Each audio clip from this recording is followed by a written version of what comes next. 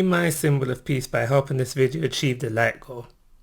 Full details at the end of the video. Hey guys, how you doing? This is Manga, etc. and I'm here today to bring you What If All Might died during the U.S.J attack part 2. So this video will cover the Verse Hero Killer Stain arc, and let's just dive straight in. So for this arc, everything starts off just like it does within the original story. The kids are still buzzing after the sports festival.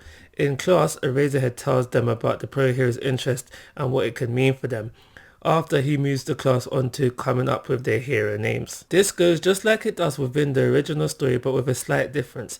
Deku's even more unwilling to take a name that resembles All Might due to him feeling unworthy of the One for All.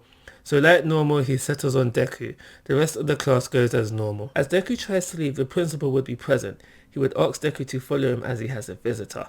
I would also like to take a moment to say, due to the world still being shaken by the absence of All Might, there is no offer sent by Gran Torino for Deku. On the walk to the principal's office, Deku wonders to himself who could possibly be here to see him. They reach the office and the principal opens the door. They both walk in, and unknown to him just yet, standing before him is none other than Sir Night-Eye, All Might's former sidekick. Deku is introduced to Sir Night-Eye, but before Deku can get a word in, Sir Night-Eye addresses Deku, telling him that he saw his performance at the sports festival and he is unimpressed, saying that his control of the One for All is sloppy and dangerous. Deku is saddened by these words, but ultimately agrees with everything that is being said. This annoys Sir Night-Eye even further, because in his eyes, all Deku seems to be doing is sulking about the situation and not trying to improve himself. He goes on to question why All Might chose him to be the successor when there was another candidate. Deku is shocked by this news, but also blurts out he would gladly give up the quirk if it means someone more worthy can have it. This is where the principal chimes in, saying that Sir Night-Eye has been too hard on Deku, that he hasn't even had the quirk long, and that he is the best person to teach him how to use it now that All Might is dead. They both wince at these words. Sir Night-Eye says, be that as it may, his mentality doesn't seem to fit. All Might would have never been so willing to give up his quirk. Deku responds to this by saying this isn't something he's decided on a whim, and that he has been thinking about it for a while now. This shocks Sir Night-Eye. The principal speaks again, saying you hardly know Deku and that it isn't fair that he's judging his personality. Sir Night-Eye says he's seen enough. The principal then says, why don't you give him a chance to prove himself? Let him do his work studies under you. Sir Night-Eye is willing to agree, but under one condition. He has to impress him within his time there. Failure to do so, and he has to give up the One for All. Deku agrees. Sir Night-Eye leaves shortly after. Things again play out as normal, with Eraserhead seeing off his class. The only difference now is that Deku is heading to Sir Night-Eye's agency. Similar to the original story, Sir Night-Eye takes on Deku in the same fashion Gran Torino did. However, this time Deku is more on the offensive, but not using One for All. The fight ends in a similar fashion, with Sir Night-Eye leaving Deku thinking about how he uses One for All, leaving him with the same words Gran Torino does. Ida still patrols the streets of Hosu, hoping to find Stain. Stain would still meet with the League of Villains, which goes the same way. Deku comes to a conclusion about using One for All, which Sir Night-Eye overhears. Sir Night-Eye gives him credit to himself on being a quick thinker. Deku goes home that night and can't sleep, so he has some late night practice. But the next day back in the office, Deku eventually figures out for the clown. Upon seeing it, Night-Eye wants to fight again. Just like with Gran Torino, a time limit is set. During the rematch, Sir Night-Eye takes the offensive, using his hyper-density skills to attack from the distance.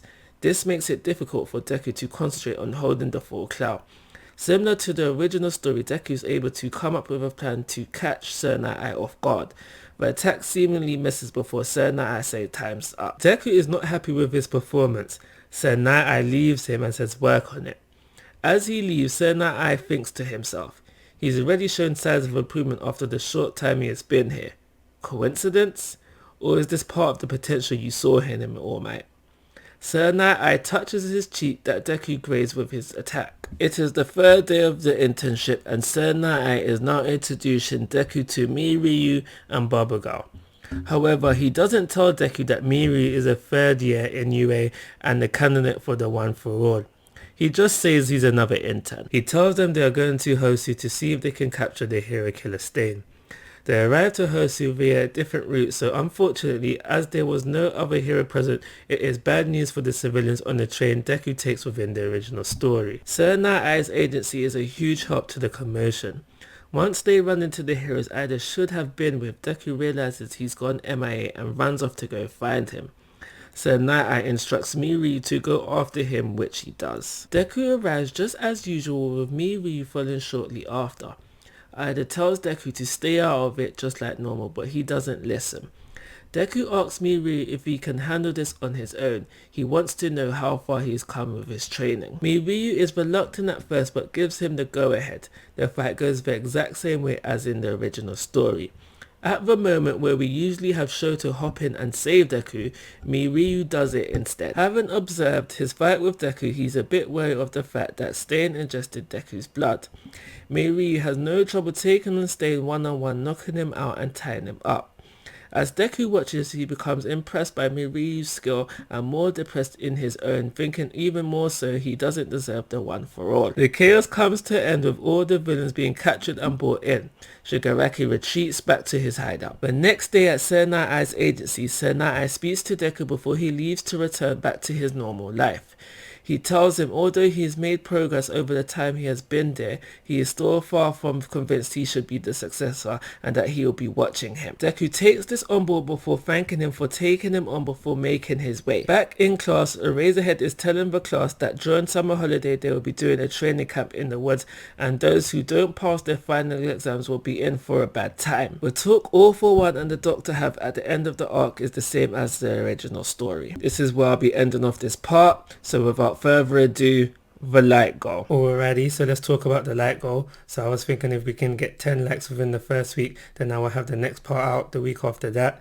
Just so there's no confusion, I have the dates displayed on the screen. So yeah, let's see if we can hit this like goal. Make sure you check the end cards for the next part, because depending on when you're watching this, it may already be out. Like always guys, I'm asking for your thoughts and opinions. If you haven't already, please subscribe to my YouTube channel. But most importantly, take care, have a nice day.